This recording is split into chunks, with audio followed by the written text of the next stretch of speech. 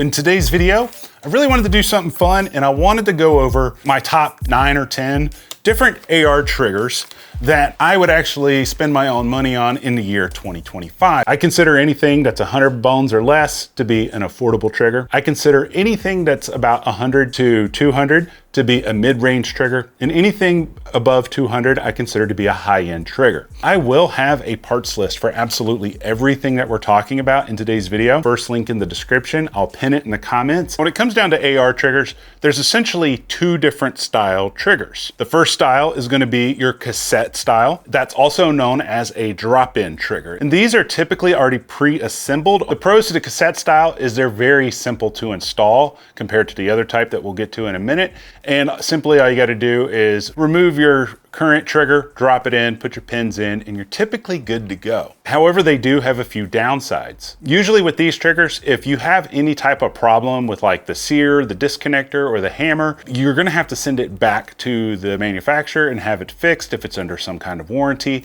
Whereas with the next trigger, that's not always the case. Now, one problem that they can have that I have experienced with some brands in the past is they can have some tolerance issues with some lower receivers. And that'll make more sense here in a sec. And then the third type of problem that not all of them have, but some of them can have, is you need to use anti-walk pins with them. Then your second type is going to be a component style trigger. This is pretty much almost identical to the mil-spec triggers that come in an AR-15. There's usually 3 different parts. You got your actual trigger shoe, you got the hammer, and then you got the disconnector and some springs and stuff like that. Now, the biggest pro to the component style triggers is number 1, you can replace or upgrade individual parts. And so if you have an issue with your hammer, your disconnector, or maybe you want to change from a flat to a curved trigger, you can usually just upgrade one component or another.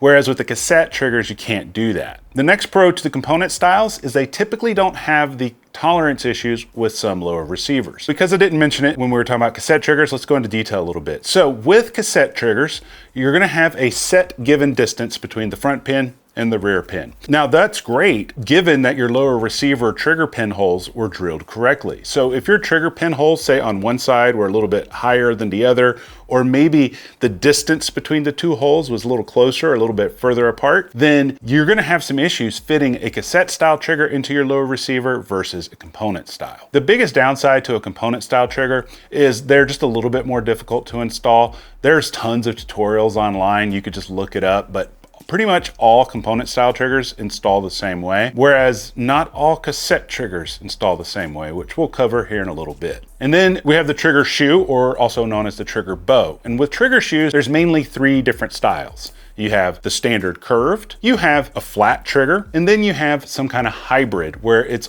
a little bit curved, but it's also flat at the same time.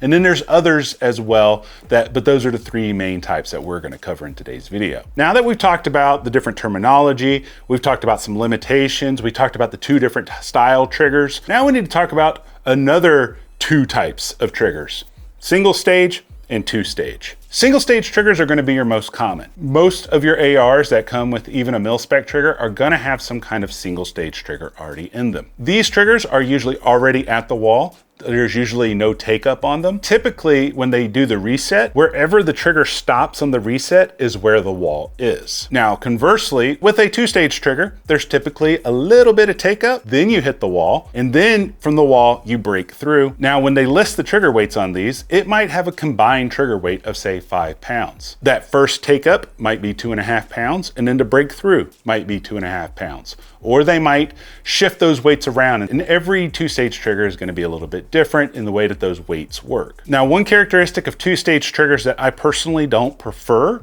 but a lot of other people might prefer, is usually when you have your reset, the point in which the trigger resets to isn't typically your wall. So if you look at this footage, whenever I do the reset and the trigger pushes out to its reset position, I have to pull it just a little bit more to get it to the wall. Whereas 99% of all single stage triggers don't do that.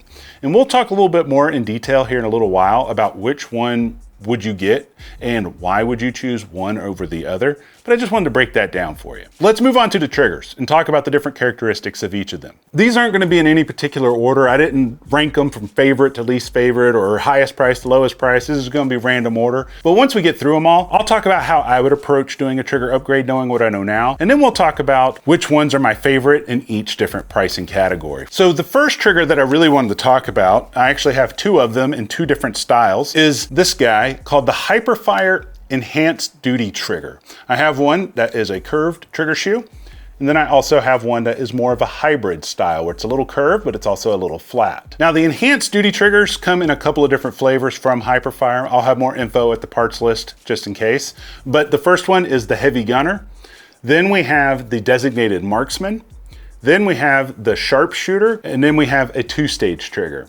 And all of these triggers are going to be a component style. Typically with the trigger weights on these, they include 2 different types of springs that are included in the box, so you can run a heavier trigger weight or lighter trigger weight. It's usually between 4 pounds and 5 pounds. And these on average go for about 90 to 99 bones. Now these types of triggers are what most people would consider to be what is called a mil-spec plus trigger, meaning they got the reliability of the mil-spec triggers, but they also have a lot of the enhancements of the upgraded triggers. In the past, when I've tested, mil-spec plus triggers, I was like, well, it's not that much better than a mil-spec. Why would I get it? But these are an exception to the rule because they're a lot better than a standard mil-spec, especially given the price point. Now these have a very nice, smooth trigger pull. They have a crisp break to them as well. For over travel, they're not much more than other upgraded triggers that I've tested. We'll go into that a little bit more in detail later. We're gonna do a comparison of the over travel on all of them. But I will say this, for the money, these are really hard to beat. They're surprisingly good. Now, in regards to reliability, I have 3 different Hiperfire EDT triggers that are in different guns. I have 2 of the curved ones and 1 of the hybrid. They have all been incredibly reliable. They've all been incredibly consistent, and I've had 0 issues with them over the course of the years of using them. Somebody else's experience might be different than mine, but so far they've been good for me. Now the next trigger I wanted to talk about is this fella, and you might recognize that trigger shoe. This is the CMC Trigger. And these triggers can be had in a ton of different configurations and variations. The interesting thing about these triggers is they can be in a cassette style, which is what most people know of, but they also have a component style as well. They have 3 or 4 different trigger shoes. They got the flat version like this one that has the little indexing notch at the very end of it. They have standard curved, and then they have a cool looking hybrid version. Now their trigger weights can vary all over the place. Depending on which one you decide to order, they can range from 2.5 pounds all the way up to 6.5 pounds, depending on what your preference is. These can also be had for a standard small pin or a large pin receiver. And if you don't know what that is, you probably don't have to worry about it. Now, large pins typically only apply to old school Colt lower receivers. 99% of your modern lower receivers today are gonna use the small pin triggers. Just in case you're on their site and you're like, which one do I get? It's probably going to be a small pin unless you have an old school Colt lower. They have a ton of different colors, which is cool, I guess, if you're trying to do some color matching. But the one thing about these guys is they actually have pistol caliber carbine triggers. Now, if you've ever had a 9mm AR or a 45 ACP AR or a 10mm AR, one thing you should know, if you didn't already, is most of your standard AR triggers don't work correctly in those 9mm lowers. Some of them will, but a lot of them won't. And so because of that, CMC also has a lineup of pistol caliber carbine triggers also. And these on average range anywhere from 100 to 150 bones, depending on if they're on sale or if there's like codes available and stuff like that, which I'll have more info about over at the parts list. However, these do have a con to them. Their cassette style triggers do not have something called a set screw, which is very important, I think, for cassette style triggers to use for a couple of different reasons. So the way the set screw system works, if you look at this footage here, a set screw system is 2 set screws on each side of the cassette of the trigger housing. When you have your trigger installed and you put your pins in and you tighten those set screws down, it pushes up on the trigger and it compresses those pins into the receiver so that they won't walk out on you. And with most triggers that have set screws, they also have another screw that goes on top of that screw to secure it into place. That way you don't have to use Loctite on them. Now, because these don't have that, you do need to use anti-walk pins with them. And don't get me wrong, it's not a huge deal, but it is something something to keep in mind when you're getting a cassette style trigger is if it doesn't have those, you definitely need to use anti-walk pins. But I use anti-walk pins on everything almost, so it's not the biggest deal in the world. Now for these, whenever you're doing a trigger pull, it's very light, it's very crisp, and it does have more of a crisp break. It has very little over travel, and it has a medium forcefulness on the reset. I currently have 2 or 3 of these. I have a curved one and I have the flat one. And over the years of shooting it, I've never had a single issue out of it. So far, so good. And for the price, they're hard to beat. Now, next up on our list, these are going to be pricey, but they can be had for a little bit less, but that's going to be our Geissele triggers. Now, there are way too many Geissele triggers for me to even spout off in this video. I could probably make a whole 40-minute video just on the different triggers that Geissele makes. A couple things to understand. Geissele, they don't make any cassette style triggers. Every single trigger they make is a component style trigger. They have 2-stage, they have single stage, and they have all these different model names like Super Dynamic Combat or Super Dynamic 3-gun. They got flat shoes, they got curved shoes. The list goes on. Overall, I have 0 complaints about Geissele triggers. My favorite Geissele trigger of all time, personally for me, is this guy. It is the flat trigger shoe, and this is the Super Duty 3D gun trigger, also known as the SD3G trigger. This thing feels absolutely amazing. It's a single stage trigger, and it's just incredibly easy to shoot fast. It's incredibly easy to get really fast follow-up shots. And this particular one comes in at about 2.5 to 3 pounds of a trigger pull weight. Now, if you don't like that light of a trigger, then you can also get the Super Duty Combat, which looks identical to this one, but it has a little bit of a heavier trigger pull, around 4.5 to 5 pounds. And they also have a couple of 2-stage triggers. I forgot which one this one is, but I'll have it over at the parts list. But this is a 2-stage trigger. And this one is very interesting because I'm not the biggest fan of 2-stage triggers, which we'll cover more detail in a little bit. But when you get to the wall on this guy, the wall is so easy to just pull right through. It's almost a little too light on that second stage, just for me personally. But what's interesting about this is when you're shooting this guy really fast and you just pull it like a single stage, you can't tell that it's a 2-stage trigger. This is probably one of their most expensive triggers. It actually is included, at least it was when I got this, the Geissele Super Duty rifles. I don't know if they're still included. They've changed a few things in our lineup, but I like it a lot. Now, in regards to consistency, now I currently have about 4 or 5 different Geissele triggers. Most of them are Super Duty 3 guns or Super Duty Combats. And then I have that Lightning Bow 2-stage trigger that I showed you.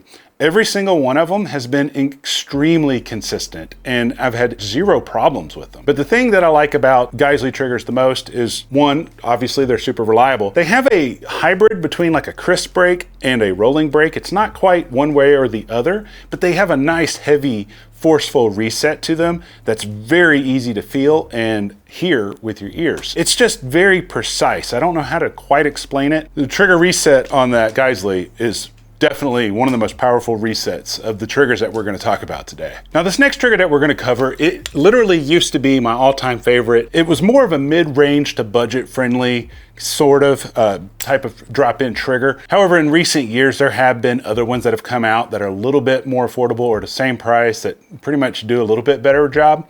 But these are still great triggers, and that's going to be these guys from Velocity Triggers. And I actually did a complete like factory tour like 7 years ago, but they take a lot of pride in their work and they don't overcharge for their triggers, which is great. Velocity Triggers, every single trigger that they make is going to be a cassette style. They also have set screws in them. So if you don't want to use anti-walk pins, you don't have to. They average anywhere from 3 to 4.5 pounds, depending on which one you get. And they have quite a few different trigger shoe styles. They got the curved, which is this guy right here. It's more of a slight curve. They have a straight flat one. And then they have a modular one where you can literally just swap out different trigger shoes on it on the fly if you wanted to, and it just all bolts into place. The downside to that trigger is you got to have a trigger guard that has like a hole in it or like a groove cut out on it, so that way you can reach the Allen wrench through. But that's a really cool trigger as well. They're not for everybody, at least in the modular one, but they are pretty awesome. But I ran that one for a couple of years and then I swapped it out to something else. They also make them for small pin and large pin. They also make them for pistol caliber carbines, like your AR-9s and stuff. They even have a trigger that is made specifically for steel cased ammo. On average, these are about 150 to 200 bones, depending on, if they're on sale or not. And these have a very very crisp break. They almost have zero creep. They do have a little bit of over travel, but it's not bad. And on the forcefulness of the reset, I would give it a medium to heavy rating. Their biggest pros are gonna be, they're very similar to that of the CNC triggers, except they're gonna have the set screws in them. That's one way to think about it. Now, the next trigger that we're gonna talk about is this fella, and this is called the Larue Tactical MBT Trigger. And these can be had in a couple different flavors. They have a standard curved trigger, and then they have this one that is more of a flat, yet hybrid style. It's flat, but it's also curved a little bit. I honestly never had really any interest in testing this trigger because it is a two-stage trigger. It only comes as a two-stage trigger. But a lot of people online were saying that this is basically a Geissele trigger for way less than even half the price. And over the past year or so, I've been testing it in this lower receiver, and I can say that it feels really good, especially for a two-stage trigger, which I don't typically prefer. Average overall with a 4.5 pound trigger pull. Typically the first stage is about 2 pounds, and then I found that the second stage is about 2 pounds as well, you know, for a total of 4.5 pounds. The take up is very minimal. The break is very crisp. It doesn't have a rolling break at all. It feels very nice. And then the reset is extremely forceful, and I love that about these. The other thing that I like about this is very similar to that of the Geissele two-stage trigger, is when you're shooting this fast, you can't tell it's a two-stage trigger. So on some two-stage triggers, when you're trying to shoot them fast, you kind of like will hit that first stage a little bit and it feels weird, and then your reset is in the same spot as your wall and it throws you off. But with this one, and at least with the Geissele one, I don't notice that at all. Obviously this one's not as light as the two-stage Geissele one that I have, but it does feel almost just like a Geissele trigger. So a lot of people weren't lying when they said that. Now these on average are about 115 bones, which is very close to the affordable scale, but it's technically in the mid-range. And so that's kind of awesome. Biggest downside to this is I wish they would make a single stage trigger. I want one. I don't know why they don't, but they're not bad. Even if you're not the biggest fan of two-stage triggers, they're not bad at all. Now, the next trigger that we're gonna talk about today is actually one of the most affordable triggers on today's list, and it's gonna be this fella here. This is the Palmetto State Armory drop-in trigger. It's also a cassette style. It does not have set screws in it. It does not have any other types of options. It's simply a single stage drop-in trigger. However, it does include anti-walk pins, which is a good thing. This one for me pulls at about 3 pounds. They're stated to pull at about 3.5 pounds. It has a crisp, but also a rolling break at the same time. It's kind of like a hybrid between the two. However, with this one, it does have a little bit of creep in the trigger pull. When you're at the wall and you're pulling, it'll stutter a little bit before it completely breaks. And then the reset on it, it has a medium weight reset on it. However, with this particular one that I have, and I only have this one, I don't have multiples of it, the reset is a little stuttery as it's coming out. It's kind of hard to explain, and maybe you can see it on camera, but that reset just, yeah, it kind of stutters before it completely resets. With that said, that is me being very super critical of it. When you're actually live firing this thing and shooting at targets, you don't really notice it at all. Now these on average are about 90 bones. Sometimes they're on sale for less. However, with that said, if I'm gonna spend that amount of money, I would probably go with the Hiperfire EDT triggers. But if you are a stickler to having a flat bow, which Hiperfire doesn't offer, then this is a good option. Just understand, mine has a couple of like stuttery issues. Hopefully, if you got it, yours doesn't. Let me know in the comments if you've tested it, if yours does that or not. Now, this next trigger that we're gonna talk about, I actually have 3 of them, and that's gonna be this guy from Radian Weapons. This is called the Radian Vertex trigger. And this is also a cassette style trigger. These do have set screws in them, so if you don't wanna use anti-walk pins, you don't have to. You can either choose to get a curved trigger, like this one here, or you can get the flat trigger shoe, like this one here. And something I noticed about these, I have 2 of the curved ones and I have 1 flat one. What's odd about it is both of my curved triggers pull at about 3 to 3.5 pounds, whereas my flat trigger pulls at about 4.5, almost 5 pounds. And what's odd about that is their website doesn't state that there's a different trigger pull weight for the flat one. So I'm assuming that on that one, I got maybe a dud. Maybe I need to send it back to them and get another one. But it was something I noticed. If you have tried their flat one and their curved one, let me know in the comments if you noticed a difference between the trigger weights on them. Now, these triggers are classified as your higher end triggers because they're over the 200 bones mark. With that said, I do have quite a few bones to pick about these triggers, so just be real with you. So these were the first 2 that I got. I got the standard curved version here, and we got the flat version right here.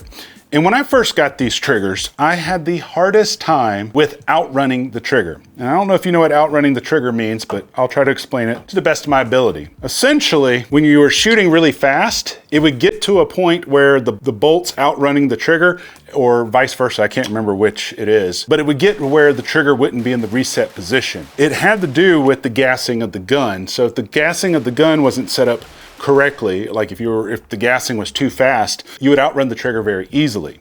Now with that said, I did get both of these dialed in, so I'm no longer outrunning the trigger. But that isn't something that's very common. Of all the triggers that we're going to talk about today, these are the only two that I've ever had where I could easily outrun them. About a year or so after I got those two triggers, I got the Radian Model 1, which is their complete rifle that also includes this trigger. And I will say, out of the box, I could not outrun this trigger. And I'm assuming it's because they have their uppers gassed a certain way and they have their triggers timed with that gassing. I don't know, but that's just my experience with them. A couple of other criticisms that I've heard people say is that these are simply rebranded Timney impact triggers. And if you know anything about Timney impact triggers, they're usually only cost about 120 bones. Whereas these are about 230 bones. Now, I don't have confirmation from Radian if this is true or not, but if it is, why would you spend 110 bones more for a different trigger shoe? Just some thoughts. Aside from those issues that I just mentioned, it's actually a pretty decent trigger. It feels nice. It has a very nice crisp break. There's no rolling break at all in this. Has a little bit of over travel, not a ton, but a little bit. And then the reset, however, is on the medium side. I wish the reset was a little more forceful with them, but it's not bad at all. However, the biggest downside with this trigger is it's a little overpriced for what it is. And that's just my 2 cents. I love the guys at Radian. They're a phenomenal group of guys and they take a lot of pride in their work. I just think that's one area where they could improve. Now, the next trigger we're gonna talk about is a 2-stage trigger unlike anything you've ever seen before, and that is this fella. And this is called the Iconic Independent 2-stage trigger. It's very interesting how it works. When you first look at this guy up close, it looks similar to that of a Glock trigger, but it's not. The reason it's called an independent 2-stage trigger is when you pull the first stage, you haven't moved the trigger at all. You've moved a trigger shoe, which is completely different than the others. And what makes that interesting is when you actually reset the trigger, it's not like the other 2-stage triggers where like you do the reset and you gotta pull back a lot to get to the wall. This one, yeah, you technically have to do that, but that little travel is way smaller. And technically it's a single stage trigger in the way that it functions, but because of that trigger shoe that's right here, it's also a 2-stage trigger. It's very interesting. And I will say this, of the 2-stage triggers that I've tested before, this is the most like a single stage that I've ever tested. Now, this trigger does have a couple of cons to it. Number one, if you notice, it has a very short reach to it. And so if you have really long fingers, it can be kind of difficult to really, get that perfectly the way you want it, because some people might like their trigger shoe further out. Because if you notice with this one, when you go to reset it, the trigger didn't move at all. It's in the same exact place every single time, which I thought was very fascinating. Now, in all honesty, I don't have a ton of trigger time behind this one. This was a gun that I put together a little over a year ago because I wanted to build an AR that was, for a little bit more precision shooting, and I just have not had a chance to get out there and do any precision shooting with it. And so I can't say if it's reliable or not, but it is interesting. The downsides to this guy is the price. These average for 300 bones. That is a crazy expensive trigger, but I can't say that you should go out and get one yet because I don't have enough trigger time behind it, but that is a huge flaw to this. The second flaw is it has a very weak reset. It's one of the weakest resets that I've tested so far. And it's a cassette style trigger, but it doesn't have any set screws with it. And I think for that price point, this thing should have all the bells and whistles, including set screws. Now, the next trigger on this list is gonna be one of my favorites. We'll talk more about my favorites here in a minute. It's gonna be this fella here. This is the Blackout Defense Zero trigger, and it's called Zero for good reason. These can be had in a few different flavors. These are cassette style. They do have set screws with them. And these can be had either as a flat trigger, as a hybrid style, or they can be had as a curved trigger. And their pull weight ranges between 3 pounds and 4.5 pounds, depending on which variant you decide to get. These have a very nice, easy pull. It's crisp and rolling at the same time. It's very similar to that of the Geissele Super Duty 3G trigger that I showed you earlier in regards to the brake. It has zero creep. And the reason this is called a zero trigger is the reset is almost zero and the over travel is almost zero. The reset feel is medium in the forcefulness on it, but this one, hands down, of every trigger that we've talked about today, has the shortest reset and the shortest over travel of anything. But then they go beyond that and do a little bit more like QC to ensure that this trigger is just gonna be up to snuff. Let me show you what I mean. So if you wanted to do a little bit of a comparison with, this is the Blackout Defense trigger, this is a Rise Armament RA140, and this one is the Velocity triggers. What you'll notice, one, this middle trigger, being the Rise Armament, doesn't have the set screws, whereas the Velocity and the Blackout do, but that's not the biggest difference. And this is gonna be really difficult to get on camera. And if it is impossible to see, I'll find another trigger where it has it marked out. But if you look at these triggers closely, with this one being the Blackout, what they do is these Allen heads are adjustments, right? They make their adjustments perfect, and then they put a little tack weld on each one. And if your trigger is something's wrong with it, you send it back to them and they'll fix it. Whereas these, they don't have a tack weld on them. So if something kind of comes unthreaded, while you're shooting it, it's up to you to diagnose and fix it. But they adjust theirs perfectly and send it out from there. So if you actually look in this lower, you see all those paint marks. That's their quality control marks to make sure that this was done correctly. So the biggest thing about the Blackout trigger, aside from all the quality control stuff that we talked about, is they call it the zero trigger because this does have one of the shortest resets that I've ever tested. But let me show you here. So this trigger, you're already at the wall, just like most of them. There's your brake. Now here's your reset. Did you see it? There's your brake. There's the reset.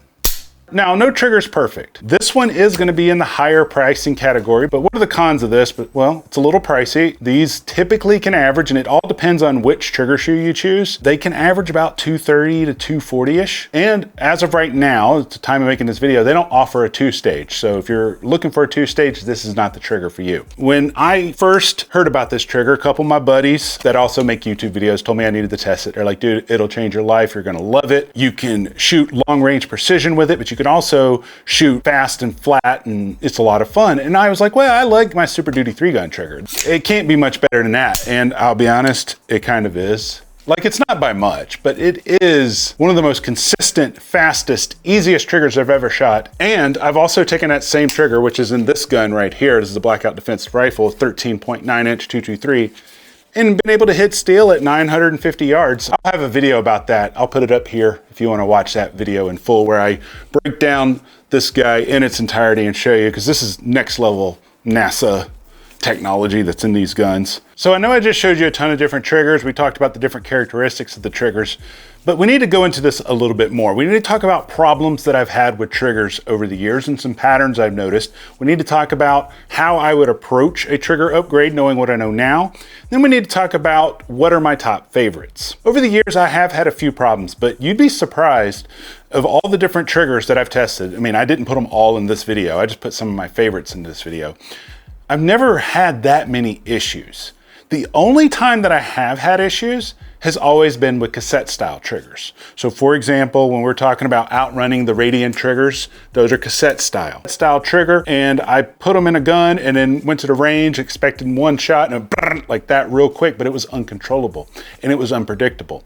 And the only reason that that happened is because of what we talked about earlier in the video, where cassette style triggers, because they're pinned, the distance between the pins is a fixed length. Some lowers, if they're not 100% spot on with their tolerances, you will actually get problems with cassette style. And that's where component style really shine. Now, if I was new to this and I only had been at this maybe a year or so or less, and I've only played with mil-spec triggers, how would I approach this? Now, the biggest problem you're gonna have as somebody that hasn't tried a lot of triggers is you don't really know what you like yet. You're like, man, how can I figure out what I like? Well, you're gonna have to dive into something and start. If I was gonna dive in, I would not go at the top of the pricing list. Even though I love some of these triggers that are higher priced, I just wouldn't go that way off the bat. I would go something that's either in the mid-level price range or in the lower level price range. If you want to have the lowest risk of having any problems, I would definitely go with more of a component style trigger. But with that said, I've only had the issues with cassette style triggers once or twice out of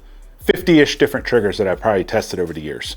So I'm not telling you not to go cassette style. In regards to trigger weight, I would try not to go below 4 pounds, because sometimes I've noticed you can go too light with these guys, especially if it's going to be a gun that you want to use for self-defense. Like with this trigger, for example, this trigger, stopping at this wall is really difficult, because if I pull just a tad too hard, it clicks right through. This is more of a performance competition style trigger, which I don't know why they included with this gun, but you don't want a trigger that's so light that if you're holding on a target and you sneeze that you accidentally pull the trigger.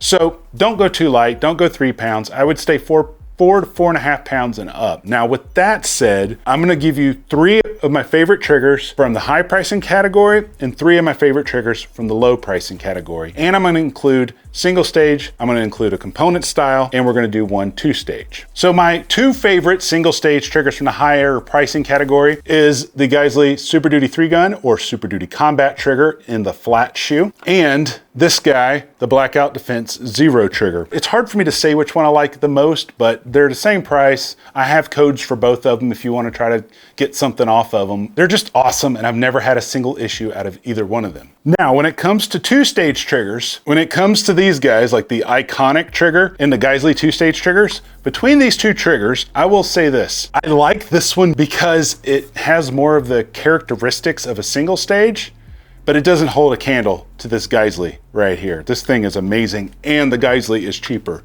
than this one. So those are my favorite high-end triggers. What about lower end or mid-range triggers? So for lower end triggers, if I was gonna go with a cassette style, 100% CMC triggers all day. Despite the fact that these do not have any set screws in them, and they don't have a lot of like crazy technology in them, it's almost to their benefit, because I have 2 or 3 of these and they've all been extremely reliable. They have a bunch of different trigger weights that you can choose from, from the factory, anywhere from 2.5 pounds and up. They have all the different trigger shoes, and they have a really good trigger feel. I would say that the CMC trigger, although it doesn't feel anywhere close to the Blackout trigger, I'm not gonna say that it does, but the actual characteristics of the way this trigger feels is very similar to that of the Blackout. And so if you wanted a good cassette style trigger, I would go with this one because they have so many options and they have great customer service. With that said, it's really hard for me to not go with the Hiperfire EDT trigger, because these are component styles and they are half the price typically of the CMCs. It's hard for me to choose, but for component styles, definitely the Hiperfire EDT, and for cassettes, the CNC. And for 2-stage triggers, dude, this Larue Tactical MBTS, these are amazing. And honestly, for a gun that I might potentially use for self-defense, I would go with this one over this particular Geissele. Now, don't get me wrong, they got Geisseles that are a little heavier,